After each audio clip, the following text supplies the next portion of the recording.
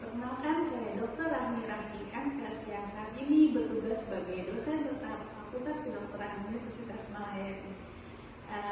Akan kita saksikan video pembelajaran dari saya mengenai genitalia feminina yang menggunakan media inovasi Sektra. Seperti kita lihat bahwa Laboratorium Anatomi Fakultas Kedokteran Universitas Malaya memiliki cukup banyak media pembelajaran, baik dari mulai plastisin, yaitu yang sudah hampir 90% dengan organ dan struktur anatomi manusia, dan juga media dua dimensi, serta kami memiliki lab basah atau kadaver di ruangan yang terpisah. Begitu juga kami memiliki media inovasi pembelajaran Sektra, yaitu media pembelajaran anatomi terbaru yang kita bisa melihat lapis demi lapis secara 3 dimensi dan tampilan visual yang menarik, sehingga dapat memenuhi capaian pembelajaran pemahaman mengenai genitalia eksterna feminina, yaitu mulai dari struktur tulangnya, struktur ototnya, kita bisa lihat dari 3 dimensinya, juga struktur vaskularisasi dan inervasi, serta organ-organ yang mahasiswa kedokteran perlu memahami sebagai dasar untuk membuat diagnosis ke depannya nanti. Semoga video pembelajaran ini dapat memberi pemahaman yang baik untuk adik-adik kita. Terima kasih. Saya kembali lagi. Warahmatullahi wabarakatuh. Selamat sore adik-adik. Perkenalkan, saya Dr. Rahmi dari Departemen Anatomi dan Forensik Mediko Legal. Hari ini kita akan menjelaskan mengenai hari ini kita akan simak materi dari saya mengenai genitalia eksterna feminina dengan media Sektra, yaitu media pembelajaran anatomi di Fakultas Kedokteran Universitas Malahayati. Kita akan mulai dulu dari tampak luar ya. Pada genitalia eksterna feminina kita lihat ada daerah pelvis. Ini adalah struktur daripada feminin ya. Lalu kita bisa lihat dari tampak luar memang terdiri dari rambut dan folikel. Ada rambut ya, ada folikel rambut. Nah, ini gunanya untuk melindungi flora normal ya. Jadi itu memang normal ada. Oleh karena itu tidak diindikasikan untuk menghilangkan bulu kemaluan secara total ya. Lalu di sini ada bisa lihat juga dikelilingi oleh kaki kanan dan kiri. Ini termasuk dari struktur kulit daripada genitalia eksterna. Nah, kita lihat lebih dalam lagi.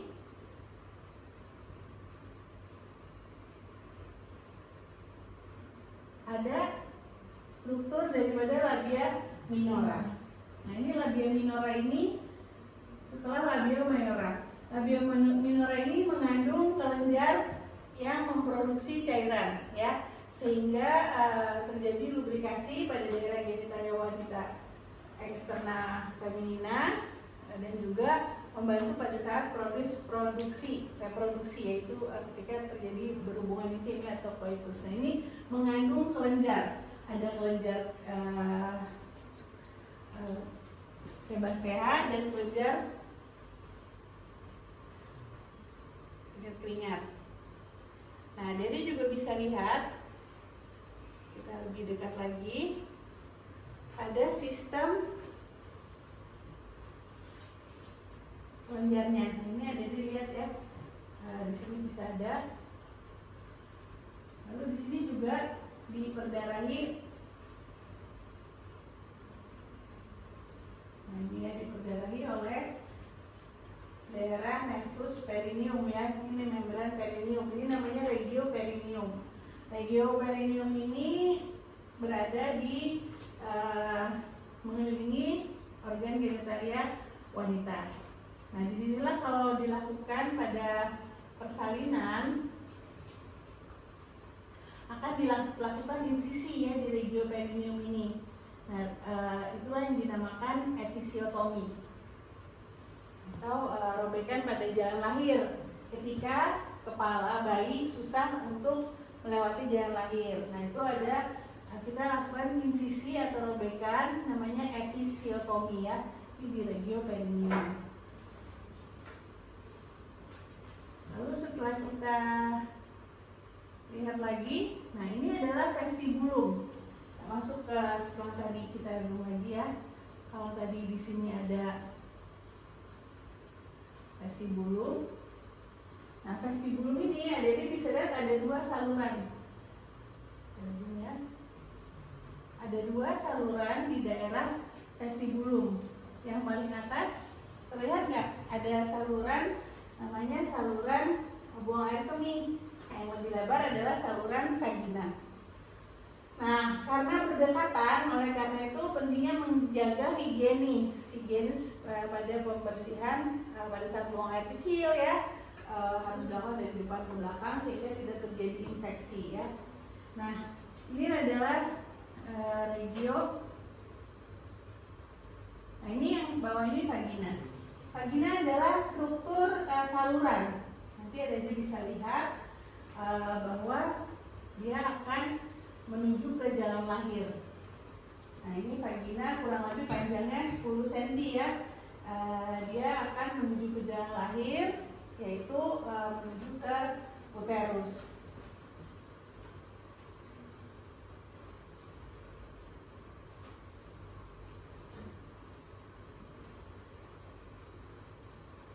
Nah, ini ya. Nah, dia juga dipersaraki oleh nervus vaginalis dan arteri vaginalis ya, dan diperdarahi arteri, vena, dan nervus.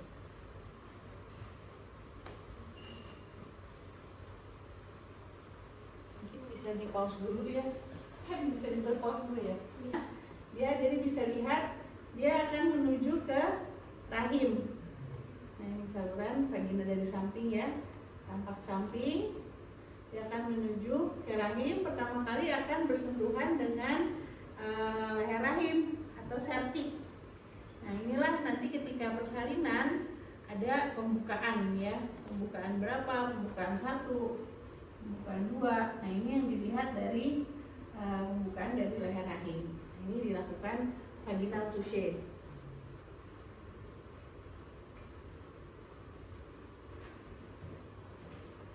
Baik. Nah, di atas daripada labia minora ada juga struktur prepotium. Atau di sini kita bisa lihat daripada klitoris. Nah, klitoris ini juga homolog dengan tadinya kalau pada pembentukan janin harusnya dia kalau pada laki-laki dia bentuknya menyerupai penis. Nah, ini adalah klitoris, sehingga karena strukturnya homolog, fungsinya juga sama. Dia merupakan organ yang erektil, banyak mengandung persarafan, banyak juga diperdarahi oleh arteri klitoris ya. Nah, ini developmentnya dia homolog dengan penis. Nah, sama ditutup dengan prepudium. Pada laki-laki juga kita tahu ada namanya prepudium pada gelas penis yang dilakukan sirkumsisi atau tindakan sunat. Nah, ketika melakukan anamnesis atau pada pemeriksaan, kita harus memeriksa dulu tampak genitalia eksterna. Baru bagaimana penampakannya, apakah ada cairan yang keluar ya dari vaginanya, apakah ada pasien-pasien keputihan. Nah, itu pada pemeriksaan anamnesis kita tanya dulu di bagian luarnya. Jadi sama ya, seperti struktur lain, inspeksi, palpasi, perkusi, kan ada perkusi, inspeksi dan palpasi. Inspeksi dulu, baru nanti kita raba ada nggak benjolan di daerah vagina apa genitalia eksterna vaginanya. Sampai sini mungkin ada pertanyaan. Sampai sini ada pertanyaan udah deh. Nah, struktur daripada organ genitalia itu dibentuk disokong oleh tulang pelvis. Ya, tulang pelvis terutama di sini adalah os coxae. Os coxae terdiri dari 3 tulang, yaitu ada os pubis. Nah, ini batasan-batasannya ya, kanan kiri ini sama os pubis. Os pubis disatukan oleh simfisis pubis. Nah, ini yang bisa kita raba pada saat pemeriksaan. Di bagian kanan ada simfisis pubis. Nah, os pubis Foxigis, juga ada os isium, ya, os isium sama merupakan bagian dari tulang kokse.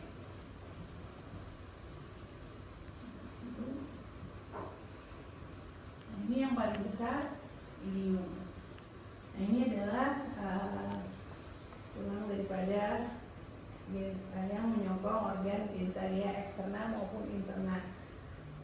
Pada proses kehamilan, sendi-sendi ini akan melunak, ya, sehingga bisa bertambah ruangnya untuk dapat menampung janin.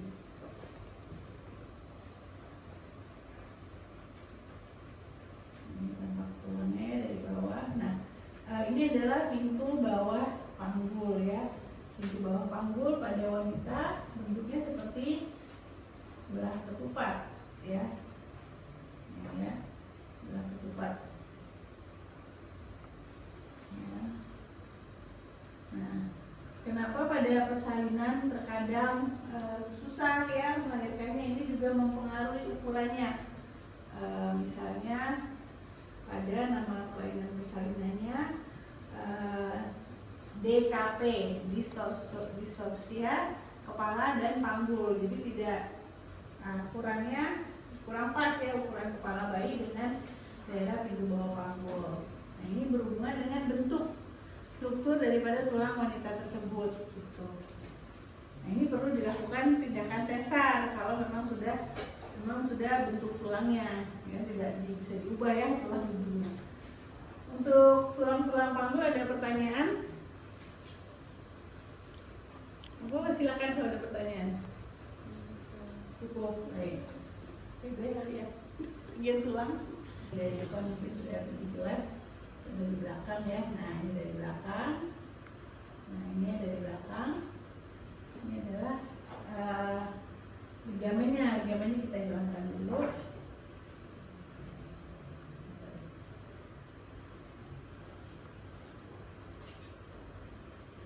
Lalu dari depan ada tulang pubis, ya, kanan kiri. Dari belakang kita ada tulang Foxigis. Nah, ini juga dia akan berbentuk untuk membantu persalinan bayi, ya. Kadang ada yang bentuknya mengganggu kepala bayi, makanya terkenal dengan kelainan klinisnya DKP, distorsia kepala panggul, ya. Sampai sini ada pertanyaan untuk tulang-tulang pelvis. Nanti habis ini kita lanjut ke organnya, yaitu setelah tulangnya.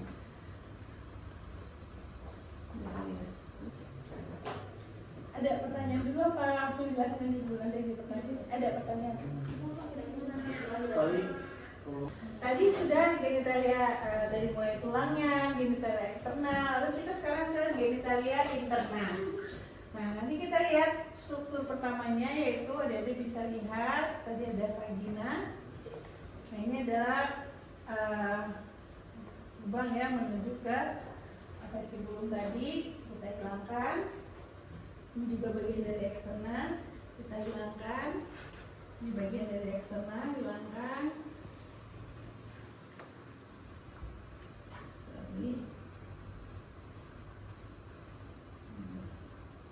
Nah, kita masuk ke organ klitoris, juga bagian dari luar. Nah, ini adalah secara keseluruhan bagian daripada genitalia eksterna, ya. Kita lihat dia ini retrofleksi, ya, bentuk rahimnya, ya, ke depan.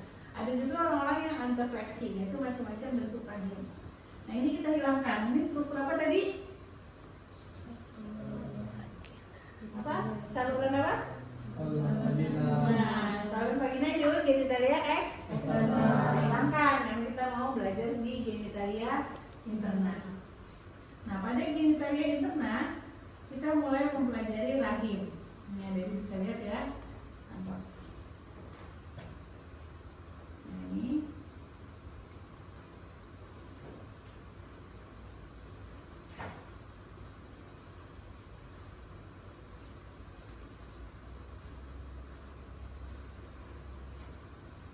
Ini tampak depan ya.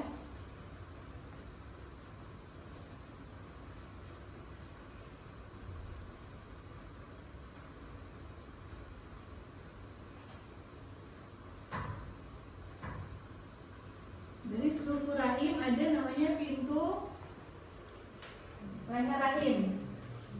Nah, ini adalah leher rahim atau dikenal dengan cervix. Nah, inilah penyakitnya yang terbanyak yaitu kanker leher rahim. Di sini ada perubahan sel ya. Tapi sebelum ke penyakit, di sini juga tempat terjadinya pembukaan pada persalinan. Nah, pada yang belum melahirkan, kita mulai dari pembukaan 1, pembukaan 2 ya, atau nulipara. Nah, pada pemeriksaan kanker serviks juga bisa dilakukan apusan ya, atau terkenal dengan apa nama pemeriksaannya untuk mengetahui deteksi kanker rahim? Pap smear ya, smear itu apusan. Nah, ini kita oles dan baru terdeteksi. Nah, dan setelah leher rahim, kita masuk ke rahim. Nah, ini bentuknya otot ya, terdiri dari otot. Kita lihat ya sekelilingnya. Nah, pada rahim disinilah nanti terjadinya tempat perkembangan daripada janin ya, zigot, embrio, tempat lain. Jadi dia merupakan struktur yang bentuknya seperti buah pir ya, kita lihat di sini. Lalu juga dia tempat masuknya nanti kanan kiri ini adalah bagian dari genitalia interna juga, yaitu ovarium. Nah, rahim pada persalinan sesar dilakukan insisi ya, di namanya apa? Seksio sesaria ya, sesaria seksio dipotong rahimnya. Kalau pada persalinan normal tadi melewati struktur vagina ya.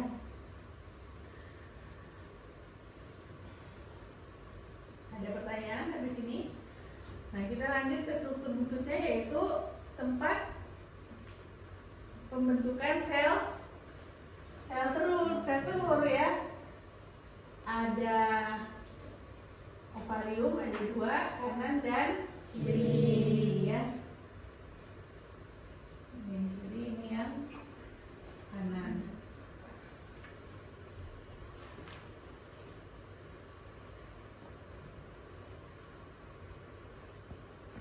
Ini tampak depan ya, seperti itu.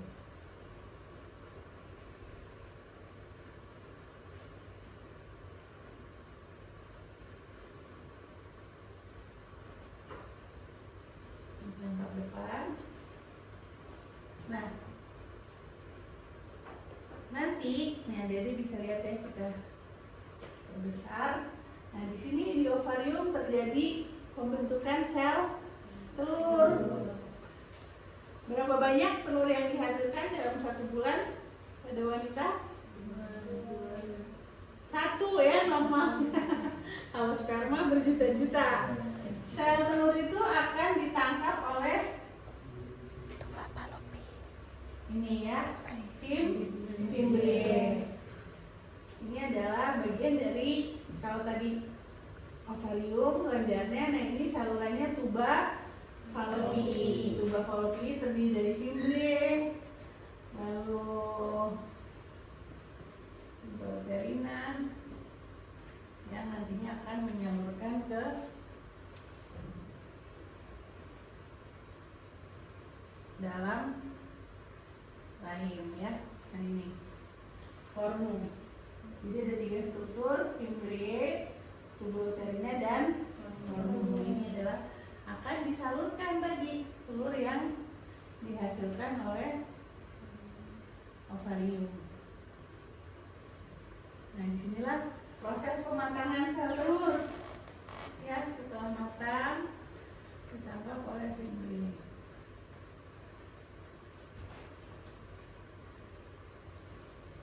Jadi ada 3 struktur genitalia interna, ada apa saja?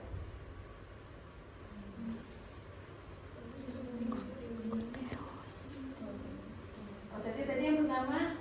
Uterus, ovarium, tuba fallopian. Ya. Nah, nanti sel telur yang dihasilkan dia akan melekat di dalam struktur dinding rahim. Bukan Rahmi ya, kalau Rahmi nama saya. Nah, ini.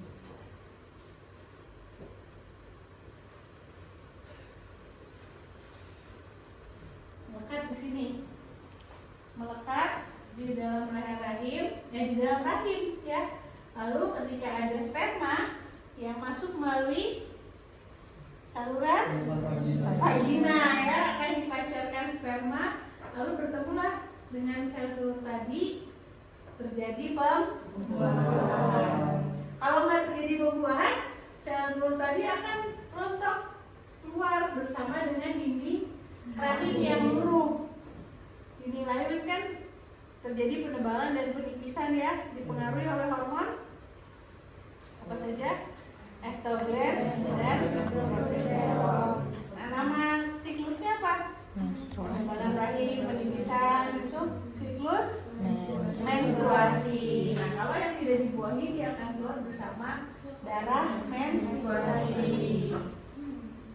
Gitu ya. Nah,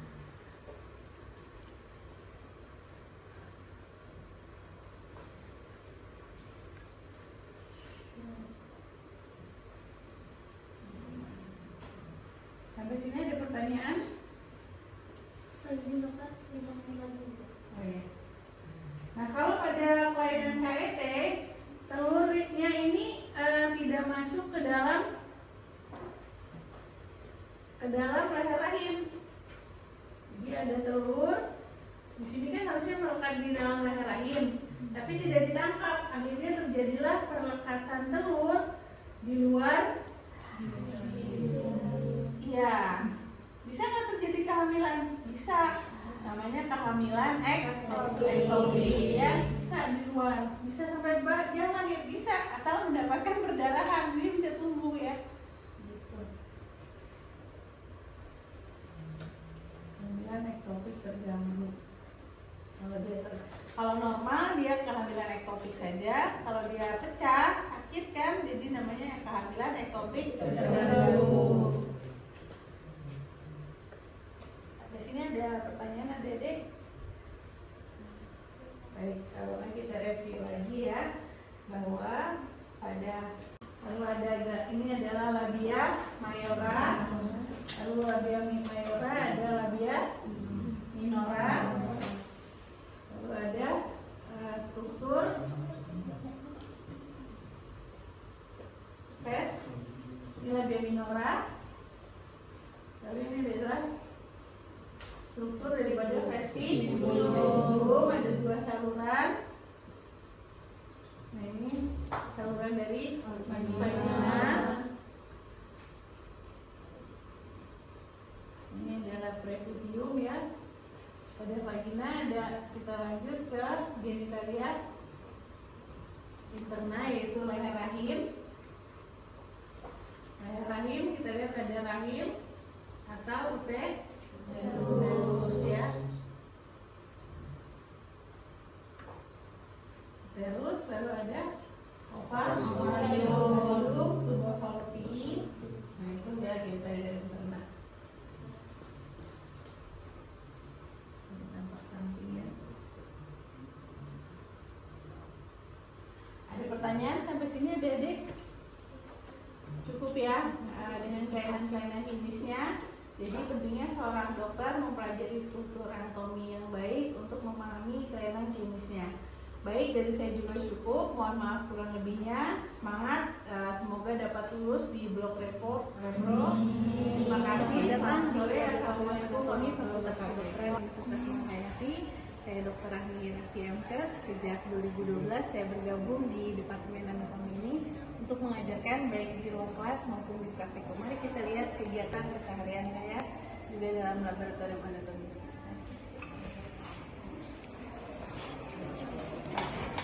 Jadi di dalam laboratorium ini mahasiswa belajar juga dengan beberapa media, baik dengan media tulang sungguhan maupun juga kita memiliki media sektra dan plastisin. Nanti kita akan simak video pembelajaran dari saya, Dr. Rahmi Raffi MKes dari Fakultas Kedokteran Universitas Malahayati. Terima kasih. Kita kemarin lecture kita lihat eksterna femina ya, juga tentunya akan berhubungan dengan kriteria interna femina. Nah, nanti adik-adik akan belajar dengan ini adalah tulang manusia sesungguhnya juga dengan media sektra dan plastisin ya. Untuk tulang ini adalah yang sangat penting dalam struktur tubuh wanita terutama karena dia keras ya, sulit untuk dilakukan modifikasi atau manuver. Jadi memang penting sekali mengukur diameter pintu atas panggul untuk memperkirakan kemungkinan persalinan dapat berlangsung secara normal atau sesar ya. Nah, nanti adik-adik bisa lihat bahwa pada tulang manusia, tulang panggul ini ada struktur tulang apa ini kok? Kokse ya. Kokse ini juga berhubungan dengan sakulum ya. Nanti akan mempengaruhi proses persalinan. Mungkin yang dari sekilas ya, bagaimana kepala bisa lewat dalam lagi karena memang sudah dibentuk oleh Allah Subhanahu wa Ta'ala, Tuhan Yang Maha Esa melangsung ya sesuai dengan bentuk presentasi kepala yang normal. Nah, ini pada beberapa kelainan posisinya ada yang posisinya tidak pas sehingga menghambat jalannya kala 4 yaitu proses lahirnya kepala. Nah, begitu juga bentuk tulang ya. Kalau kita tahu bentuk tulang panggul wanita apa bentuknya namanya? Wanita ginekoid atau ginekoid ya. Nah, ini ginekoid. Nah, untuk bagian luarnya kita lihat ada fossa acetabulum yaitu tempat pelekatan daripada tulang yang ya. Pada ibu bersalin kadang ada nyeri di daerah panggul karena memang terjadi hormonnya kan berubah. Hormon tadi mempengaruhi kelenturan ligamen-ligamennya sehingga dapat menerima janin yang lebih besar lagi. Sepertinya dari saya cukup untuk ini. Ada pertanyaan dari adik-adik? Silakan.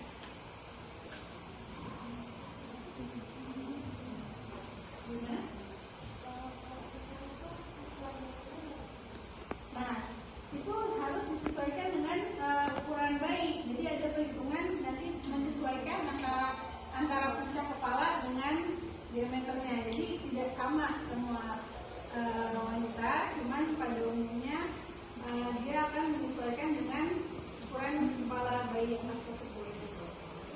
Jadi semakin besar bayinya, giginya kecil atau mungkin untuk lahir normal lebih gede ya. Jadi ya kayak terakhir